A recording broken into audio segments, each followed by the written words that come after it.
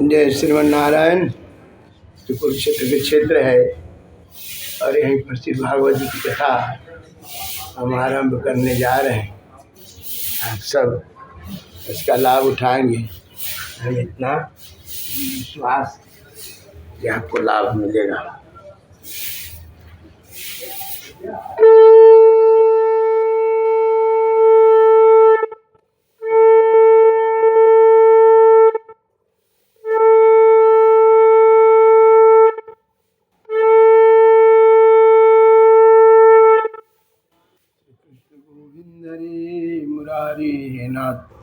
गोविंद हरे मुरारी हे नाथ नारायण वासुदेव। ओम नमो भगवते वासुदेवाय।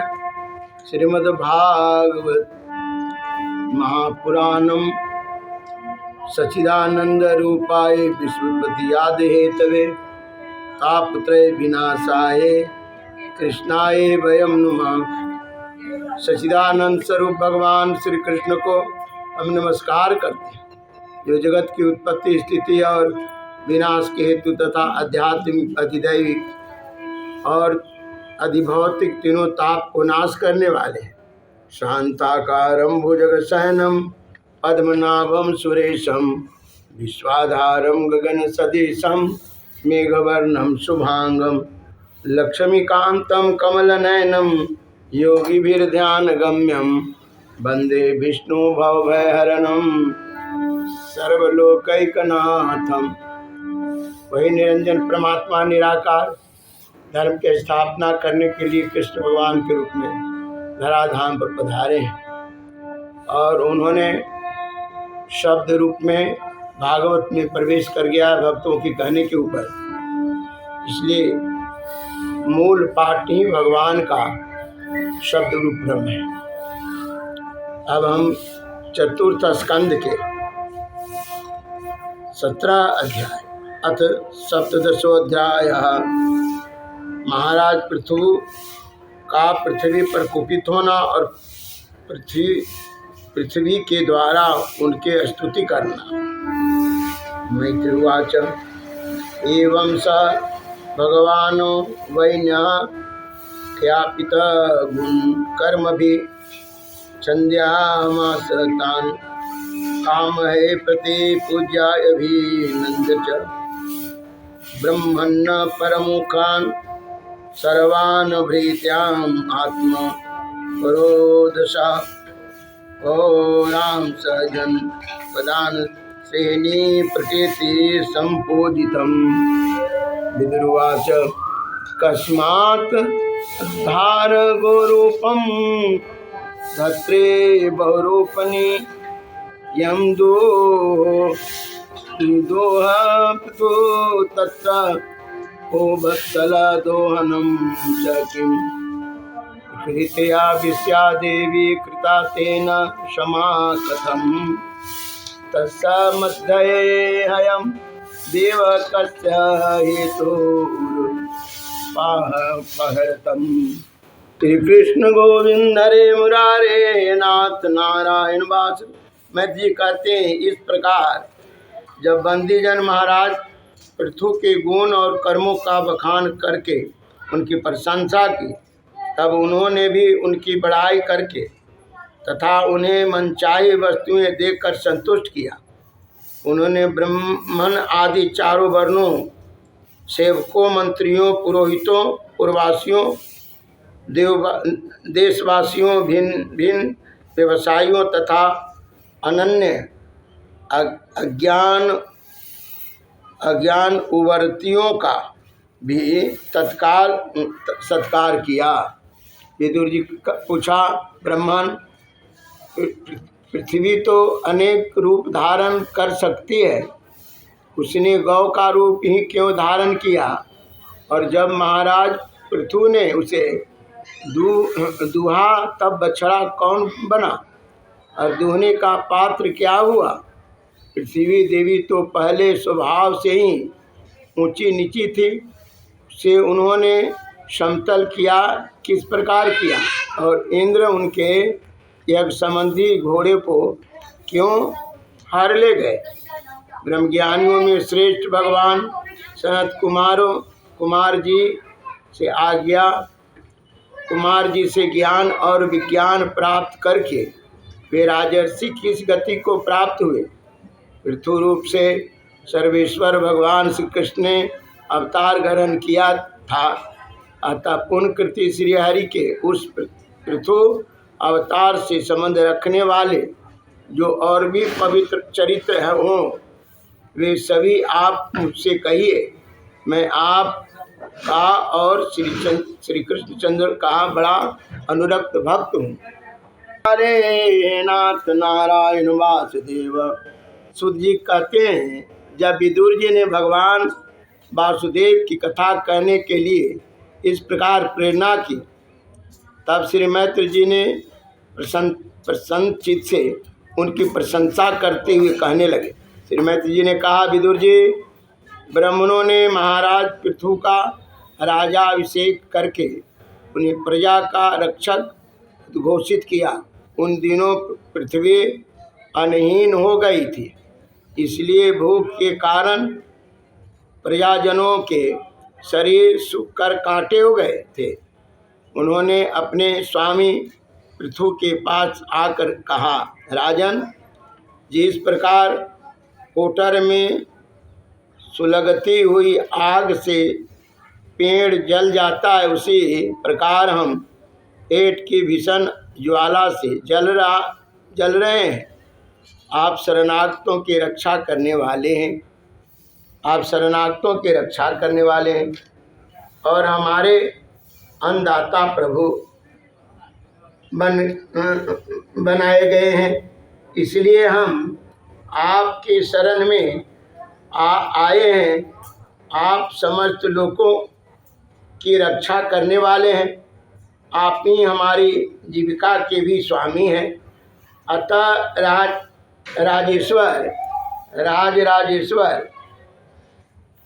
हे नारायण, अतः राजराजेश्वर हम पर आप कृपा करें और आप हम क्षुधा पीड़ितों को शीघ्र ही अन्न देने का प्रबंध कीजिए। ऐसा न हो कि अन्न मिलने से पहले ही हमारा अंत हो जाए। श्रीमती जी कहते हैं कि कुरुवर प्रजा का करुण करंदन सुनकर महाराज पृथु बहुत देर तक विचार करते रहे। अंत में उन्हें अन्ना अभाव का कारण मालूम हो गया। पृथ्वी ने स्वयं ही अन्न और औषधि आदि को अपने भीतर छिपा लिया है। अपनी बुद्धि से इस बात का निश्चय करके कि उन्होंने अपना धनुष उठाया और त्रिपुर विनाशक भगवान शंकर के समान अत्यंत क्रोधित होकर पृथ्वी को लक्ष्य बनाकर बाण चढ़ाया। उन्हें अस्त्र उठाए देख पृथ्वी कांप उठी और जिस प्रकार व्याध के पीछा करने पर हरिणी भागती है, उसी प्रकार वह डरकर गौ का रूप धारण करके भागने लगी। यह देखकर महाराज पृथु की आंखें क्रोध से लाल हो गई। वे जहाँ तहाँ पृथ्वी गई, वहाँ धनुष पर बाण चढ़ाए उसके पीछे लगे रहे। दिशा विदिशा स्वर्ग पृथ्वी और अंतरिक्ष में जहाँ भी वह दौड़ कर जाती, वहीं उसे महाराज पृथु हथियार उठाए अपने पीछे दिखाई देते। जिस प्रकार मनुष्य को मृत्यु से कोई नहीं बचा सकता, उसी प्रकार उसे त्रिलोकी में वेणुपुत्र पृथु से बचाने वाला कोई भी न मिला। तब वह अत्यंत भयभीत होकर दुखित चित्त से पीछे की ओर लौटी और महाभाग पृथु जी से कहने लगी, धर्म के तत्व को जानने वाले शरणागत वत्सल राजन, आप तो सभी प्राणियों की रक्षा करने में तत्पर हैं। आप मेरी भी रक्षा कीजिए। मैं अत्यंत दीन और निरपराध हूँ। आप मुझे क्यों मारना चाहते हैं? इसके सिवा आप तो धर्मज्ञ माने जाते हैं। फिर मुझ स्त्री का वध आप कैसे कर सकेंगे? स्त्रियां कोई अपराध करे तो साधारण जीव भी उन पर हाथ नहीं उठाते। फिर आप जैसे करुणामय और दीन वत्सल तो ऐसा कर ही कैसे सकते हैं? मैं तो एक सुदृढ़ नौका के समान हूँ। सारा जगत मेरे ही आधार पर स्थित है। मुझे तोड़कर आप अपने को और अपने प्रजा को जल के ऊपर कैसे रखेंगे? महाराज पृथु ने कहा, पृथ्वी, तू मेरी आज्ञा का उल्लंघन करने वाली है। तू यज्ञ में देवता रूप से भाग तो लेती है, किंतु उसके बदले में हमें अन्न नहीं देती। इसलिए आज मैं तुझे मार डालूंगा। जो प्रतिदिन हरी हरी घास खा जाती है और अपने थन का दूध नहीं देती, ऐसी दुष्टा करने पर मुझे दंड देना अनुचित नहीं कहा जा सकता। ना समझ हूँ, तू ना समझ है। तूने पूर्व काल में ब्रह्मा जी के उत्पन्न किए हुए अन्न आदि के बीजों को अपने में लीन कर लिया है और अब मेरी भी परवाह न करके उन्हें अपने गर्भ से छिन्न भिन्न कर तेरे मेदे से इन क्षुधा आतुर और दीन प्रजाजनों का करुणा क्रंदन शांत करूँगा। जो दुष्ट अपना ही पोषण करने वाला तथा अन्य प्राणियों के प्रति निर्दय हो, वह पुरुष स्त्री अथवा नपुंसक कोई भी हो, उसका मारना राजा के लिए न मारने के ही समान है। तो बड़ी गर्विली और मद उन्मत्ता है। इस समय माया से ही यह गौ का रूप बनाए हुए है। मैं बाणों से तेरे टुकड़े टुकड़े करके अपने योग बल से प्रजा को धारण करूँगा। इस समय महाराज पृथु काल की भांति क्रोधमयी मूर्ति धारण किए हुए थे। उनके ये शब्द सुनकर धरती कांपने लगी और उसने अत्यंत विनीत भाव से हाथ जोड़कर कहा। पृथ्वी ने कहा, आप साक्षात परम पुरुष हैं तथा अपनी माया से अनेक प्रकार के शरीर धारण कर गुणमय जान पड़ते हैं। वास्तव में आत्म अनुभव के द्वारा आप अभिभूत अध्यात्म और अधिदैव संबंधी अभिमान और उससे उत्पन्न हुए राग द्वेष आदि से सर्वथा रहित हैं। मैं आपको बार बार नमस्कार करती हूँ। आप संपूर्ण जगत के विधाता हैं। आपने यह त्रिगुणात्मक सृष्टि रची है और मुझे समस्त जीवों का आश्रय बनाया है। आप सर्वथा स्वतंत्र हैं प्रभु। जब आप ही अस्त्र शस्त्र लेकर मुझे मारने को तैयार हो गए हैं, अब मैं और किसके शरण में जाऊं? कल्प के आरंभ में आपने अपने आश्रित रहने वाली अनिर्वाचनीय माया से ही इस चराचर जगत की रचना की थी और उस माया के ही द्वारा आप इसका पालन करने के लिए तैयार हुए।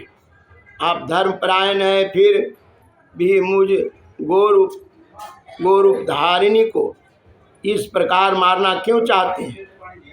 आप एक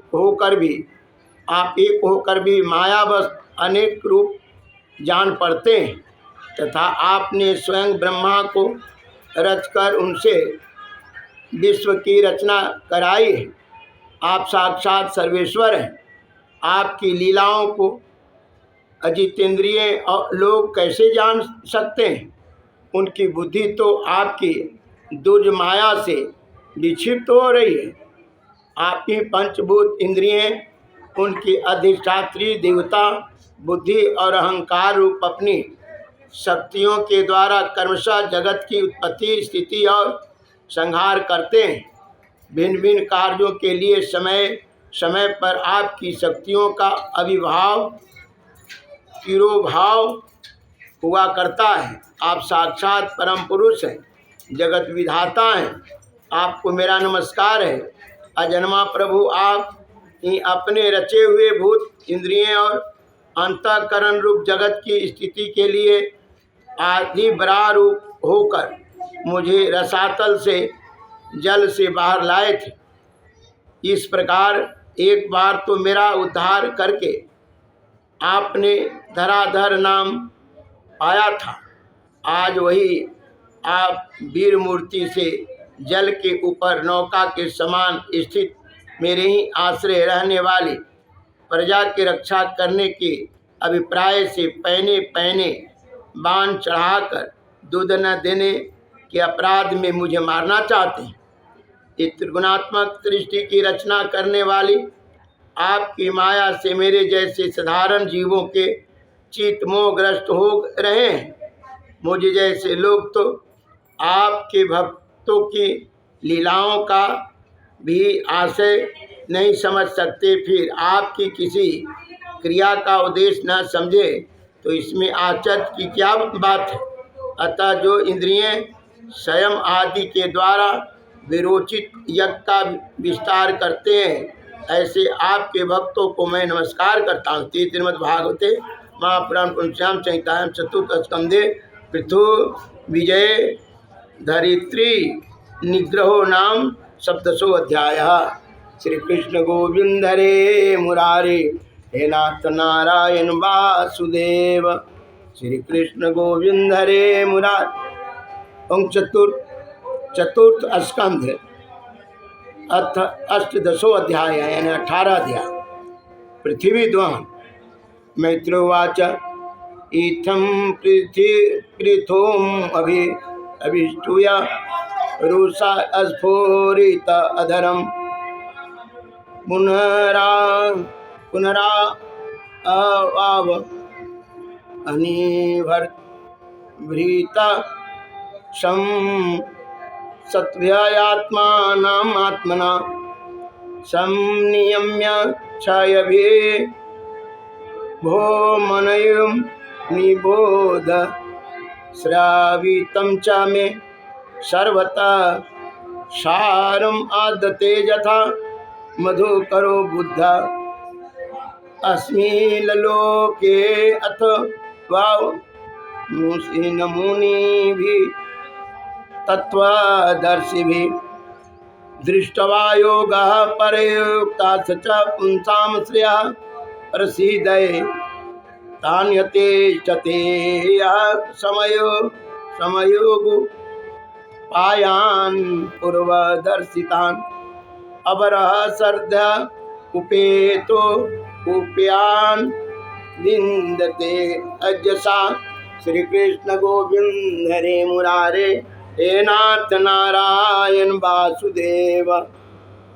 हे मुरारे हे नाथ नारायण वासुदेव। मैत्री जी कहते, विदुर जी, इस समय महाराज पृथु के ओठ क्रोध से कांप रहे थे। उनकी इस प्रकार स्तुति कर पृथ्वी ने अपने हृदय को विचार पूर्वक समाहित किया और डरते डरते उनसे कहा, प्रभु आप अपना क्रोध शांत कीजिए और मैं जो प्रार्थना करती हूँ उसे ध्यान देकर सुनिए। बुद्धिमान पुरुष भ्रमर के समान सभी जगह से सार ग्रहण कर लेते। तत्वदर्शी मुनियों ने इस लोक और परलोक में मनुष्यों का कल्याण करने के लिए कृषि, अग्निहोत्र आदि बहुत से उपाय निकाले और काम में लिए। उन प्राचीन ऋषियों के बताए हुए उपायों का इस समय भी जो पुरुष श्रद्धा पूर्वक भली भांति आचरण करता है और सुगमता से अभीष्ट फल प्राप्त कर लेता है, परंतु जो अज्ञानी पुरुष उनका अनादर करके अपने मन कल्पित उपायों का आश्रय लेता है, उसके सभी उपाय और प्रयत्न बार बार निष्फल हो जाते हैं। राजन, पूर्व काल में ब्रह्मा जी ने जिन धान आदि को उत्पन्न किया था, मैंने देखा कि यम नियम आदि व्रतों का पालन न करने वाले दुराचारी लोग ही उन्हें खाए जा रहे हैं। लोक रक्षक आप राजा लोगों ने मेरे पालन और आदर करना छोड़ दिया, इसलिए सब लोग चोरों के समान हो गए। इसी से यज्ञ के लिए औषधियों को मैंने अपने में छिपा लिया है। अब अधिक समय हो जाने से अवश्य वे धान मेरे उदर में जीर्ण हो गया है।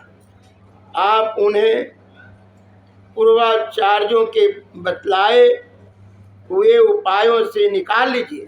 लोकपाल वीर, यदि आपको समस्त प्राणियों के अभीष्ट एवं बल की वृद्धि करने वाले अन्न की आवश्यकता है तो आप मेरे योग बछड़ा, दोहन पात्र और दोहने वाले की व्यवस्था कीजिए। मैं उस बछड़े के सने से पिन्हाकर दूध के रूप में आपको सभी अभिष्ट वस्तुएं दे दूंगे। राजन, एक बात और है, आपको मुझे समतल करना होगा, जिससे कि वर्षा ऋतु बीत जाने पर भी मेरे ऊपर इंद्र का बरसाया हुआ जल सर्वत्र बना रहे, मेरे भीतर की आर्द्रता सूखने न पावे। यह आपके लिए बहुत मंगल कारक होगा। पृथ्वी के कहे हुए एक प्रिय और हितकारी वचन स्वीकार कर महाराज पृथु श्री कृष्ण गोविंद हरे मुरारे नाथ नारायण वासुदेव। राजन, एक बात और है, आपको मुझे समतल करना होगा, जिससे कि वर्षा ऋतु बीत जाने पर भी मेरे ऊपर इंद्र का बरसाया हुआ जल सर्वत्र बना रहे, मेरे भीतर की आर्द्रता सूखने न पावे। यह आपके लिए बहुत मंगल कारक होगा। पृथ्वी के कहे हुए ये प्रिय और हितकारी वचन स्वीकार कर महाराज पृथु ने स्वयंभू मनु को बछड़ा बना अपने हाथ में ही समस्त धानों को दूर लिया। पृथु के समान अन्य विज्ञजन भी सब जगह से सार ग्रहण कर लेते, अतः उन्होंने भी पृथु जी के द्वारा बस में की हुई वसुंधरा से अपनी अपनी अभीष्ट वस्तुएं धो ली। ऋषियों ने बृहस्पति जी को बछड़ा बनाकर इंद्रियें, वाणी, मन और स्रोत रूप पात्र में पृथ्वी देवी से वेद रूप पवित्र दूध दुहा। देवताओं ने इंद्र को बछड़े के रूप में कल्पना कर सुवर्णमय पात्र में अमृत, बीर्ज, मनोबल, रोज इंद्रिय बल और शारीरिक बल रूप दूध दुहा। दैत्य और दानवों ने असुर श्रेष्ठ प्रहलाद को वत्स बनाकर लोहे के पात्र में मदिरा और आसव, ताड़ी आदि रूप दूध दुहा। गंधर्व और अप्सरों ने विश्वावसु को बछड़ा बनाकर कमल रूप पात्र में संगीत, माधुर्य और सौंदर्य रूप दूध दुहा। श्राद्ध ने अधिष्ठा महाभाग पितृगण ने अरमा नाम के पितृईश्वर को वत्स बनाया तथा मिट्टी के कच्चे पात्र में श्रद्धापूर्वक काव्य पितरों के अर्पित किए जाने वाला अन्न रूप दूध दुहा। फिर कपिल देव जी को बछड़ा बनाकर आकाश रूप पात्र में सिद्धों ने अनिमा आदि अष्ट सिद्धि तथा विद्याधरों ने आकाश गमन आदि विद्याओं को दुहा। किम पुरुष आदि अन्य माया विषयों ने मैदानों को बछड़ा बनाया तथा अंतर्ध्यान होने, विचित्र रूप धारण कर लेना आदि संकल्पमयी मायों को दुग्ध रूप में दुहा। इसी प्रकार यक्ष, राक्षस तथा भूत पिशाच आदि मांसाहारियों ने भूतनाथ रुद्र को बछड़ा बनाकर कपाल रूप पात्र में रुधिर अश्वरूप दूध दुहा। बिना फन वाले सर्प, फन वाले और सांप, नाग और बिच्छू आदि विषैले जंतुओं ने तक्षक को बछड़ा बनाकर अमुक रूपी पात्र में विश्वरूप दूध दुहा। पशुओं ने भगवान रुद्र के वाहन बैल को वत्स बनाकर वन रूप पात्र में तीन रूप दूध दुहा। बड़ी बड़ी दाढ़ों वाले मांस भक्षी जीवों ने सिंह रूप बछड़े के द्वारा अपने शरीर रूप पात्र में कच्चा मांस रूप दूध दुहा तथा गरुड़ जी को वत्स बनाकर पक्षियों ने कीट पतंग आदि चर और फल आदि अचर पदार्थ को दूध रूप में दुहा। वृक्षों ने बट को वत्स बना करके अनेक प्रकार के रस रूप दूध दुहा। पर्वतों ने हिमालय रूप बछड़े के द्वारा अपने शिखर रूप पात्रों में अनेक प्रकार के धातुओं को दुहा। पृथ्वी तो सभी अविष्ट वस्तुओं को देने वाली है और इस समय वह पृथ्वी जी के अधीन थी, अतः उसने सभी ने अपनी अपनी जाति के मुखिया को बछड़ा बनाकर अलग अलग पात्रों में भिन्न भिन्न प्रकार के पदार्थों को दूध के रूप में दो लिया। पुरुश्रेष्ठ विदुर जी, इस प्रकार पृथु आदि सभी अन्य भोजियों ने भिन्न भिन्न दोहन पात्र और वत्सों के द्वारा अपने अपने विभिन्न अनुरूप दूध पृथ्वी से दुहे। उससे महाराज पृथु ऐसे प्रसन्न हुए कि सर्व काम दुहा पृथ्वी के प्रति उनका पुत्री के समान स्नेह हो गया और उसे उन्होंने अपने कन्या के रूप में स्वीकार कर लिया।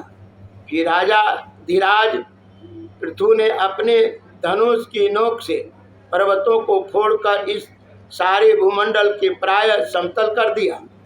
वे पिता के समान अपनी प्रजा के पालन पोषण की व्यवस्था में लगे हुए थे। उन्हें इस समतल भूमि में प्रजा वर्ग के लिए जहाँ तहाँ अथवा जो निवास स्थान का विभाग किया।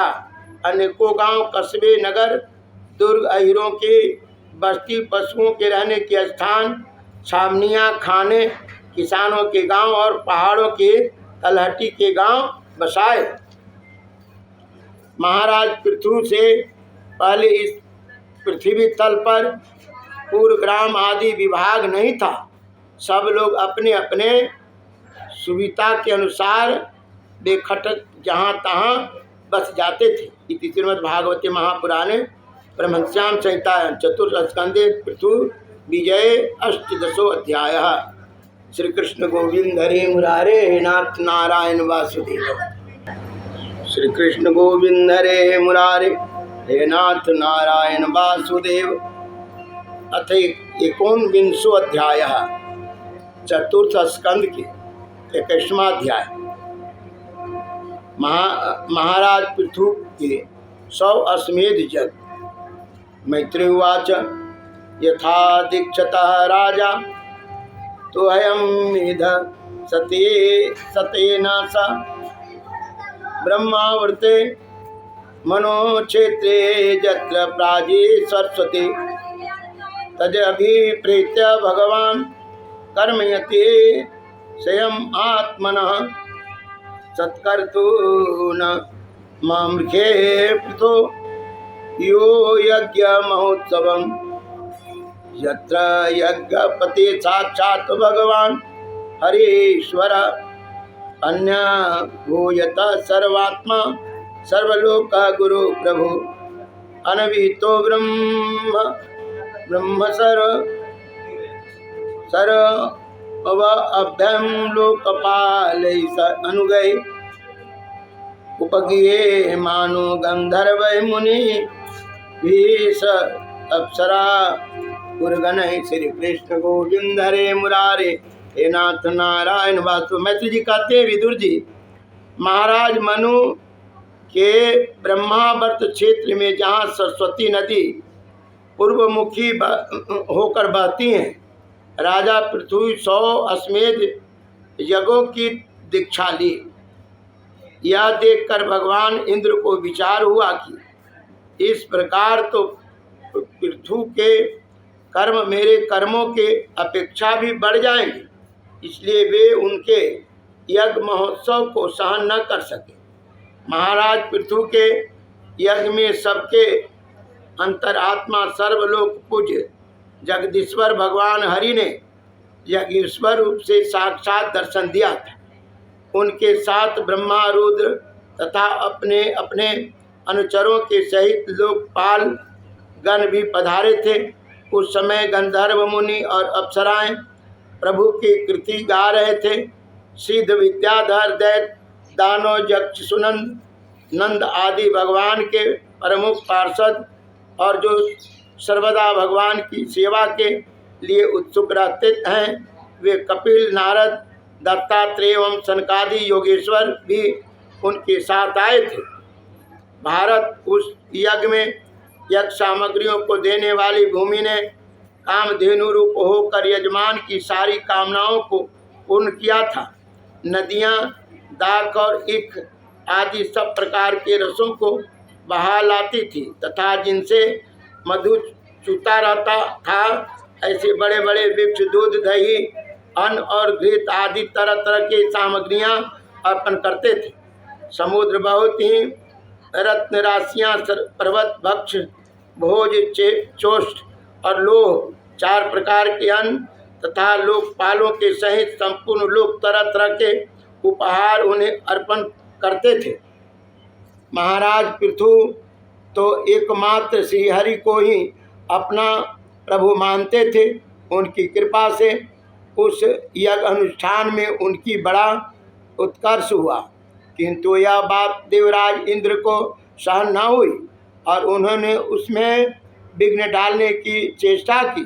जिस समय महाराज पृथु अंतिम यज्ञ द्वारा भगवान यज्ञपति की आराधना कर रहे थे, इंद्र ने ईर्षा बस गुप्त रूप से उनके यज्ञ का घोड़ा हर लिया। इंद्र ने अपनी रक्षा के लिए कवच रूप से पाखंड विष धारण कर लिया था, जो अधर्म में धर्म उत्पन्न करने वाला है, जिसका आश्रय लेकर पापी पुरुष भी धर्मात्मा सा जान पड़ता है। इस भेष में वे घोड़े को लिए बड़ी शीघ्रता से आकाश मार्ग से जा रहे कि उन पर भगवान अत्रि की दृष्टि पड़ गई। उनके कहने से महाराज पृथु का महारथी पुत्र इंद्र को मारने के लिए उनके पीछे दौड़ा और बड़े क्रोध से बोला, अरे खड़ा रह। इंद्र सिर पर जटाजूट और शरीर में भस्म धारण किए हुए थे।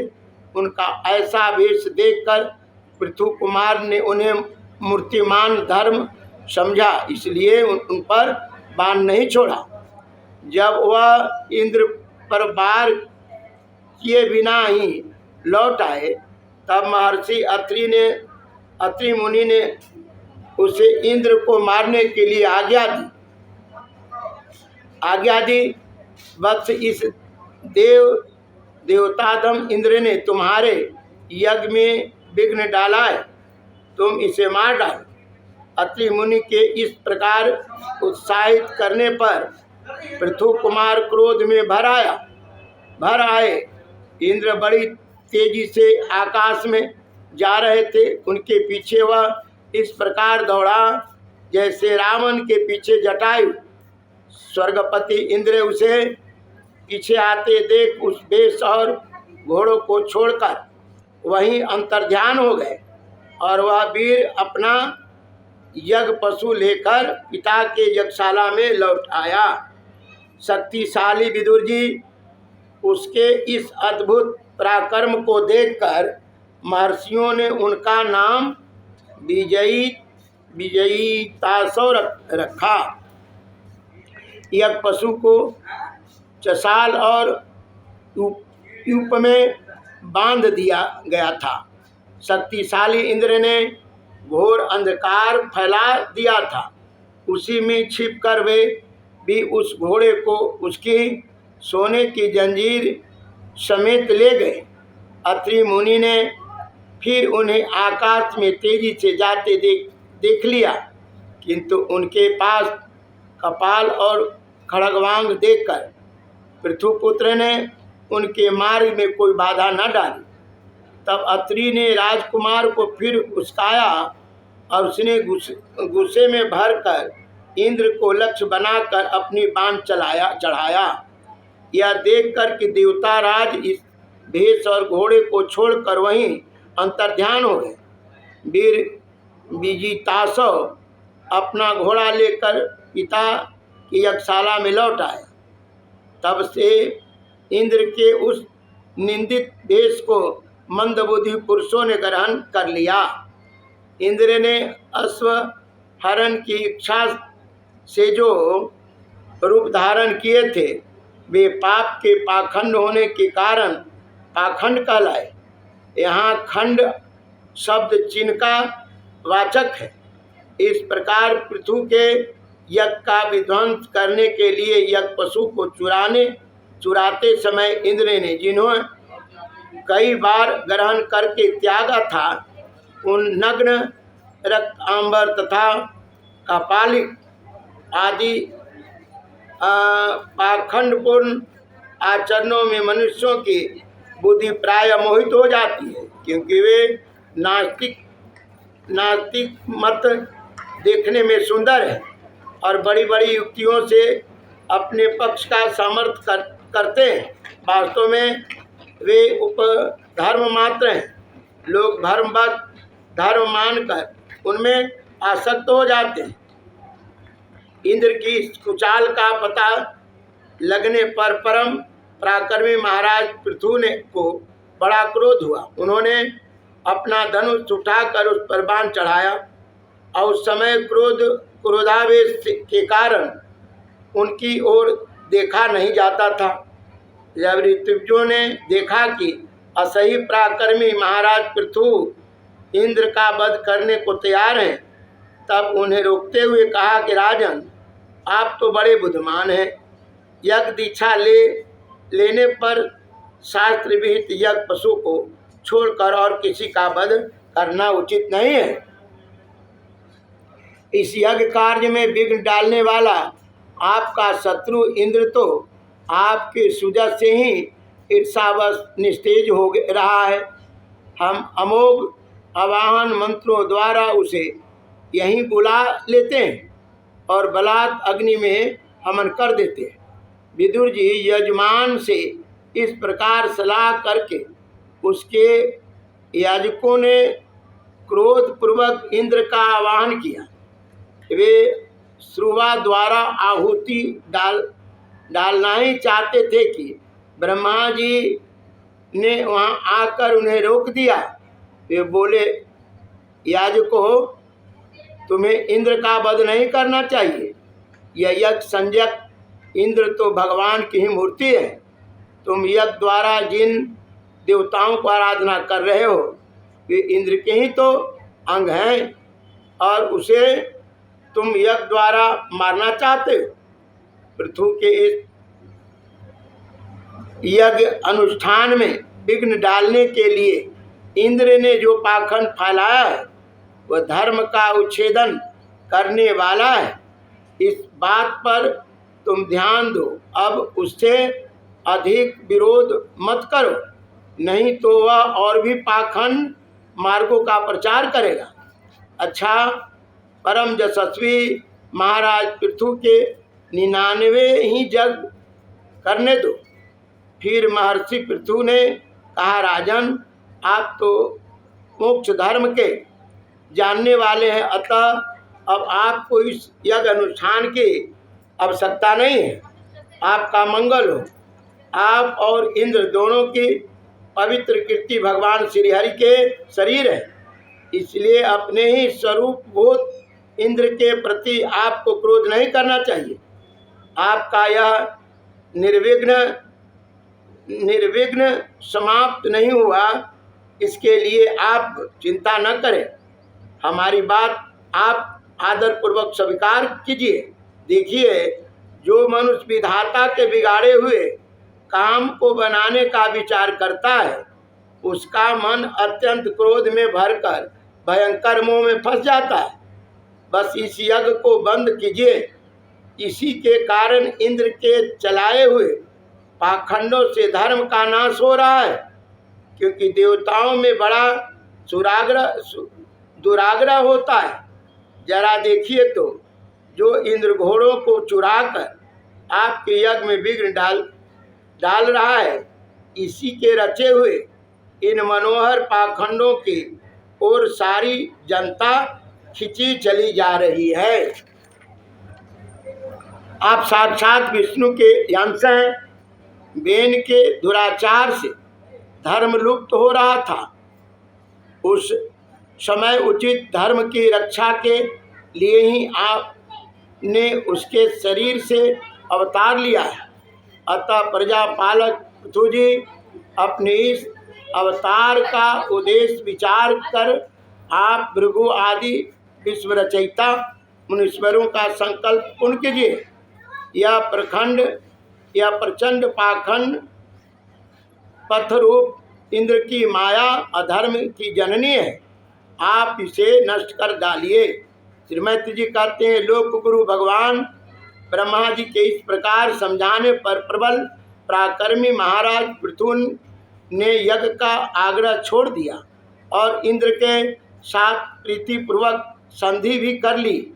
इसके पश्चात जब वे यज्ञांत स्नान करके निवृत्त हुए, तब उनके यज्ञों से तृप्त हुए देवताओं ने उन्हें अभीष्ट वर दिए। आदिराज पृथु ने अत्यंत श्रद्धापूर्वक ब्राह्मणों को दक्षिणाएं दी तथा ब्राह्मणों ने उनके सत्कार से संतुष्ट होकर उन्हें अमोघ आशीर्वाद दिए। वे कहने लगे, महाबाहों, आपके बुलाने से जो पितर देवता ऋषि और मनु आदि आए थे, उन सभी का आपने दान मान से खूब सत्कार किया है। श्रीमद्भागवते महापुराणे प्रमथ्याम चैतायाम चतुर्स्कंधे पृथु विजय 19वां अध्याय। श्री कृष्ण अर्पणमस्तु।